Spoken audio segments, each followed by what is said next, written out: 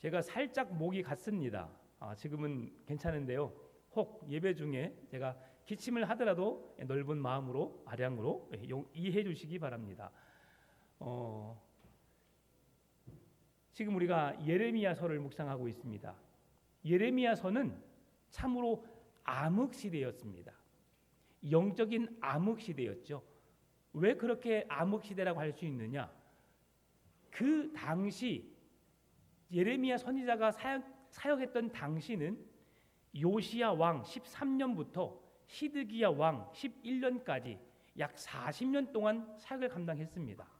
그런데 그때에 하나님의 선지자는 예레미야 선지자 하나뿐이었습니다. 그리고 하나님을 믿는 왕 없었습니다.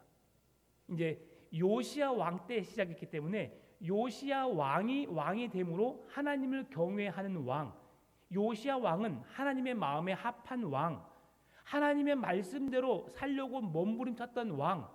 그래서 성전이 닫혀져 있던 그 성전의 문을 열어서 성전을 깨끗하게 청소하고 하나님을 예배할 수 있도록 만들었는데요. 만들다가 여호와의 율법책을 발견하게 됩니다. 그리고 율법책을 발견하게 되고 율법책을 백성들에게 낭독하게 하고 그 말씀대로 살게 합니다. 근데 그 아버지 시대에 그 선조들의 왕의 시대는 므낫세 왕, 아몬이 다스렸던 왕인데요. 그들은 하나님 보시기에 매우 악한 시대의 삶을 살았습니다. 하나님을 대신하여 바알 신을 섬겼고요. 자기들 하고 싶은 마음대로 신했던 시대입니다. 그리고 요시야 왕이 잠깐 왕위에 오르고 난 이후에 요시야 왕의 두 아들과 손자가 그 뒤를 이어서 왕이 되었는데 요호야김, 시드기야 왕, 이들이 왕위를 이어가는데도 불구하고 아버지의 믿음을 따라 그 믿음을 길을 걸어간 것이 아니라 믿음을 바로 저버립니다. 그리고 바알신을 섬기고 오늘 성경에 말씀했던 것처럼 음란한 짓을 하고 부정한 짓을 하고 거짓을 일삼는 거짓 선지자들의 말에 귀가 현혹되어서 그 일들을 자행하는, 그래도 하나님이 그들을 복주시는 것이 아니라 하나님이 그들을 진노하게 만드는 그런 삶을 살았어요. 하나님이 유일하게 예레미야 선지자에게 말씀을 주셨는데 그 말씀을 선포함에도 불구하고 거짓 선지자들이 오히려 예레미야를 향하여 거짓을 선포한다라고 말하고 있습니다. 얼마나 어려운 시대입니까? 하나님의 말씀을 선포하지만 그 말씀을 듣는 자가 없습니다. 듣고 감동되어 통회하고 자복하고 회개하여 어찌할꼬? 주님, 제가 어떻게 살아야 합니까? 어떻게 살아야 구원을 얻겠습니까? 라는 몸부림이 있어야 되는데 그냥 또 거짓말하고 있네. 왜? 나에게 듣기 좋은 말을 안 하니까요. 왜 듣기 좋은 말을 안 할까요? 내가 잘못 사니까 그것을 바르게 고쳐주려다 보니까 그것을 잔소리로 듣는 거지요. 자, 어떤 상황이냐면 지금 예레미야 선지자는 하나님께로부터 말씀을 받아서 그 말씀을 선포하고 있습니다. 그런데 거짓 선지자들이 그 말을 믿지 않은 거예요. 왜 믿지 않느냐? 자기들의 말을 옳은 것으로 설명하기 위해서 예레미야가 틀려야 되거든요. 그러니 예레미야가 틀렸다고 말할 수밖에 없는 거죠. 무슨 이야기냐면 예레미야가 하나님의 계시의 말씀을 받아서 너희들은 머지않아 너희들이 하나님을 섬기지 않기 때문에 바벨론이라는 나라에 포로로 붙잡혀가게 될 것이다. 그것도 한두 해가 아니고 70년이란 오랜 시간 동안 너희들이 그곳에 살아야 하는데 너희들은 그러니 마음을 편안히 먹어라 그런 거예요. 포로로 붙잡혀 가는데 마음을 편안히 먹고 땅을 개간하여서 경작해서 열매를 얻게 하고 가정을 이루어서 아들 딸 낳고 잘 살아라라고 말씀하시는 거죠. 몇 년 동안? 70년 동안. 여러분, 만약에 오늘 우리가 살고 있는 이 대한민국을 떠나 북한 땅에 가서 너희들이 70년 동안 살아야 한다라고 하나님이 말씀하셨다라고 말하면 여러분 어떻게 반응하시겠어요? 이게 지금 참 선지자 예레미야가 선포하고 있습니다. 그런데 거짓 선지자가 또 이렇게 갑자기 생각이 이러면 안 나면 안 됩니다. 네. 그냥 거짓 선지자가 말하겠습니다. 거짓 선지자가 말을 합니다. 70년은 무슨 70년? 지금 포로로 붙잡혀 갔던 시간, 그 너희들이 포로로 붙잡혀 갔던 사람들, 그리고 포로로 붙잡혀 가면서 빼앗겼던 성전의 물건들, 하나님이 2년 안에 돌아오게 할 거야. 지금 시드기야 왕에게 당신은 그곳에서 70년의 시간을 살아갈 것이 아니라 2년 후면 하나님이 당신을 돌아오게 하실 거라는 말씀을 선포합니다. 자, 여러분 어떤 말이 더 귀에 듣기 좋아요? 여러분은 북한 땅에 70년 동안 가서 살게 될 것입니다. 아니, 지금 먼저 끌려갔던 사람들 2년 안에 다 돌아오게 됩니다. 당신들은 붙잡아가지 않습니다. 어떤 말이 더 좋아요? 후자지요. 그러니 백성들이 하나님 말씀을 듣지 않습니다. 왜요? 사사시대부터 그들의 신앙의 상태는 각기 자기 소견에 옳은 대로 행하였기 때문이죠. 하나님의 말씀이 삶의 기준이 아니라 내가 하고 싶은 대로, 내가 듣고 싶은 것만, 그리고 그 말씀이 하나님의 말씀이라고 내가 생각하여서 그대로 행하고 있다는 사실이죠. 우리에게 있어서 가장 문제가 되는 것이 이겁니다. 나는 지금 신앙생활 열심히 하고 있어. 누구 생각이에요? 내 생각입니다. 이 정도면 하나님이 원하실 거야, 기뻐하실 거야. 누구 생각이에요? 내 생각이에요. 그런데 하나님은 우리에게 어떤 신앙을 요구한 줄 아세요? 6일 동안 일하고 7일째 되는 주일은 주 너의 하나님이 주시는 안식일이니 너나 내 아들이나 네 남종이나 여종이나 네 모든 가축이든 네가 다스리고 있는 모든 백성들로 하여금 주 너의 하나님을 예배하게 하라고 말씀하고 있어요. 이게 하나님의 말씀입니다. 어떤 이유에서든 주 너의 하나님을 사랑하고 그 하나님을 예배하라고 말씀하는 겁니다. 여러분 주일날 뭔 일이 생겼어요. 여러분 어떻게 하십니까? 어떻게 여러분 합리화시키죠? 내가 52주 중에 내가 한 번 빠졌는데 이 정도는 괜찮겠지라고 생각합니다. 그러죠? 그럼 다음에 빠질 때는 지난번도 빠졌는데 이번은 또 괜찮겠지라고 말합니다. 2번 빠지면 여러분 어떤 줄 아세요? 빠지는 게 쉬워요. 제가 이번 주 서울을 2번 왔다 갔다 했습니다. 그러니까 좀 많이 피곤하겠죠. 그리고 오늘 새벽 예배가 없었어요. 우리 교회가 주일날에 새벽 예배가 없거든요. 제가 7시까지 잠을 잤더랬습니다. 너무 좋아요. 4시에 일어나던 사람이 7시에 일어나니까 오늘 너무 행복해요. 여러분 아십니까? 하루 새벽 예배가 없으면 그날 너무 행복해요. 이게 목사가 가질 마음이에요? 아니거든요. 오늘 제가 칼럼을 또 그렇게 써놨어요. 제가 그런 모습 속에서 기도를 하지 못하고 제가 들어가는 나의 모습을 보면서 이게 맞나? 내 생각에는 가서 쉬는 게 맞아요. 조금 더 체력을 보강해서 더 장거리를 갈 수 있는 건강한 몸을 유지하는 게 맞다고 생각해요. 그러나 그렇지 않아요. 하나님은 지금 나우예요. 지금 네가 하나님의 일에 목숨을 걸고 있느냐? 오늘 류명희 권사님 마지막 글이 너무 감동적이잖아요. 내가 남은 인생 동안에 내가 몇 명을 전도할 수 있을까? 주님의 명령이 뭐예요? 주님의 뜻이 뭐예요? 너는 예루살렘과 온 유대와 사마리아와 땅끝까지 이르러 내 증인된 삶을 살라고 말씀하셨어요. 이게 주님의 뜻입니다. 여러분 제가 헌금 생활을 이야기를 잘 알아요. 오늘만큼 하고 싶습니다. 온전한 11조를 하라. 온전한이 뭡니까? 완벽한 겁니다. 하나님이 내게 주신 것 10의 1이 누구 거예요? 누구 거예요? 하나님의 거예요.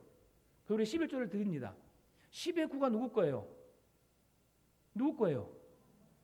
하나님의 것이에요. 그런데 10의 9는 하나님이 나에게 달라고 하지 않고 어떻게 주려고 해요? 네가 쓰고 싶은 대로 써. 그런데 11조만큼은 네가 하나님의 것을 기억하고 내가 너에게 복을 주는 자임을 기억하여서 그것을 드려라고 합니다. 그런데 우리는 대충 한 달에 얼마 싸잡아서 얼마면 돼. 누구 생각이에요? 제 생각이에요. 제가 우리 교회에서 좋아하는 집사가 한 분 있었어요. 예. 다른 사람은 그 사람을 어떻게 볼지 모르겠지만 10원까지도 헌금합니다. 저는 반올림에서 합니다. 예, 그러니까 멋진 사람이죠. 네, 멋진 사람이에요. 1950원 하면 저는 2,000원 헌금합니다. 여러분, 작으니까 하는 거예요. 1억 9,500만 원인데 1억 9,500만 원을 2억 할 수 있는 사람이 있어요, 여러분? 19억 5천만 원인데 여러분 20억 할 수 있어요? 억 단위 더 넘어갔어요. 쉽지 않아요. 작으니까 할 수 있는 거예요. 1,000원 단위, 만원 단위까지는 우리가 할 수 있어요. 10만 원도 우리가 반올림해서 할 수 있어요. 그런데 그 이상은 쉽지 않아요. 많이 하라는 게 아닙니다. 하나님 앞에서 정직하게 그 말씀을 따라 살기 위해 몸부림치라는 거죠. 제가 이건 살짝 옆으로 갔는데 다시 본문으로 돌아와서 예레미야 선지자가 그렇게 그런 영적인 암흑 시대의 말씀을 선포했던 그러한 마음이 어떠했을까? 말씀을 외쳐도 듣지 않고 그 말씀을 따르지 않고 오히려 거짓 선지자가 득세하는 그 시대 속에서 예레미야의 마음이 어떠했을까? 뿐만 아니라 그 말씀을 듣는 왕이나 백성들의 마음은 어떠했을까? 여러분도 지금 마음을 정하셨잖아요. 어떤 말이 더 좋을 것이라고. 70년의 포로 생활 동안에 살아야 할 것인가 아니면 2년 만에 포로에서 돌아오게 할 것인가. 우리가 듣기에도 2년 만에 돌아온 것이 더 좋아요. 그러니까 사람들은 거짓 선지자의 말을 더 즐겨 듣습니다. 그것이 하나님의 말씀인 마냥 그렇게 기억하여 듣습니다. 그런데 하나님은 그렇게 거짓 선지자의 말을 듣는 그들에게 어떤 말씀을 하시느냐? 예레미야 23장 16절 자막은 없습니다. 23장 16절과 27장 16절에서 너희들은 선지자의 말을 듣지 말라고 합니다. 왜 그러느냐? 예레미야가 52장으로 되어 있어요. 예레미야 52장 속에 선지자가 말하기를 하는 말씀이 87번 나옵니다. 87번 중에 예레미야가 선지자가 말한 말이 몇 번인지 모르겠지만 87번 중에 예레미야 선지자가 말한 말 외에는 모든 말이 거짓 선지자의 말이라는 거죠. 그만큼 거짓 선지자의 말이 많았음을 이야기하고 있고 예레미야 한 사람과 거짓 선지자들입니다. 그러니 다수와 한 사람이기 때문에 많은 사람이 거짓을 말했겠죠. 이러한 시대예요. 그렇게 암흑 시대에 하나님이 말씀하시는데 그럼에도 선지자가 외치고 선지자가 하나님의 말씀을 대언해 줘야만이 백성들이 그 말씀을 듣고 살아야 할 것 아니겠어요? 그런데 거짓 선지자들이 많이 있는 그 시대 속에서 하나님은 그들에게 선지자의 말을 듣지 말라. 그것뿐만이 아닙니다. 23장 30절 말씀 보게 되면 내 말을 도적질하는 선지자들을 내가 치리라라고 말씀합니다. 거짓말하는 그들을 내가 치겠다고 말씀하세요. 하나님은 사랑의 하나님이세요. 그 사람까지도 품어야지요. 오래 참아야지요. 그런데 그들이 여호와의 말씀을 듣지 않게 되자 하나님은 끝까지 참으시다가 그들을 치시겠다 말하는 거예요. 왜 하나님이 그들을 치실까? 이렇게 할까 저렇게 할까 고민하는 사람들에게 본을 보여주시기 위함입니다. 하나님은 한 영혼을 사랑하세요. 그 영혼이 회개하여 구원 얻기를 원하십니다. 그래서 비록 이 사람은 하나님의 말씀을 듣지 않음으로 벌을 받는다는 것을 그 한 생명도 소중하지만 그 생명을 잃게 함으로 다른 남아있는 모든 사람들의 생명을 건지고자 하신 것이 하나님 아버지의 마음이라는 겁니다. 한 사람은 죽어지지만 결국 어떻게 되느냐?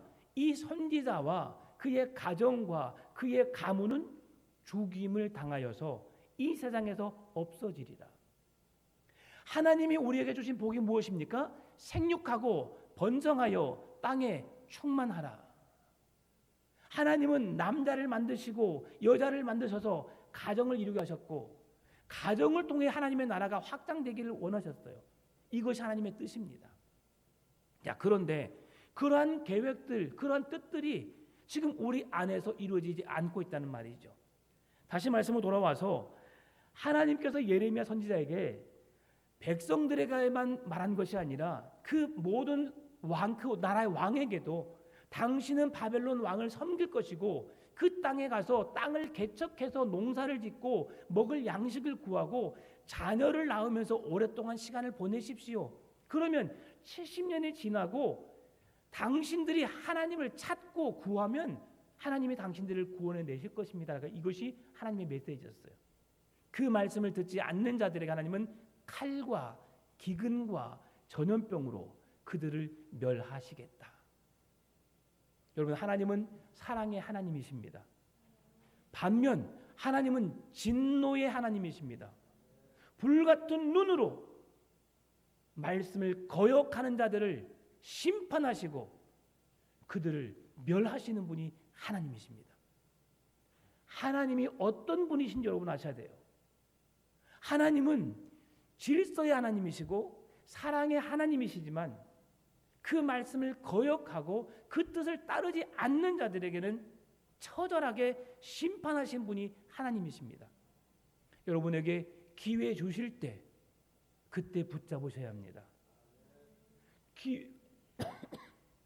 그 기회가 언제냐? 지금이에요. 오늘입니다. 우리가 오늘 주님 앞에 서 있지 않으면 내일이란 시간은 나에게 주어지지 않는 시간일 수 있습니다. 내게 주어진 오늘의 시간, 내가 호흡하고 내가 살아있는 이 시간, 주님을 바라보시고 주의 말씀을 사모하시고 주의 은혜 안에 거하시기를 바랍니다. 그렇게 말씀을 붙잡고 말씀 안에 주의 말씀을 따라 살아갈 때에 하나님은 여러분이 이 세상을 살면서 비록 힘들고 어려움의 시간이 찾아올 수 있지만 이겨낼 수 있는 믿음을 주실 것이고요. 여러분의 삶에 기쁨이 감사가 넘치는 삶이 넘치도록 부어주실 줄 믿습니다. 오늘 맥주 감사주일입니다. 여호와께 감사하라. 그는 선하시며 인자하심이 영원하미로다. 우리의 삶에 감사를 회복하시는, 감사를 잃지 않는 감사 속에 살아가시는 주의 은혜가 충만한 여러분의 믿음의 삶이 되시기를 주의 이름으로 축원합니다. 참 좋으신 아버지 하나님 감사합니다. 늘 감사를 회복하고 여호와의 말씀에 귀를 기울이게 하여 주옵소서.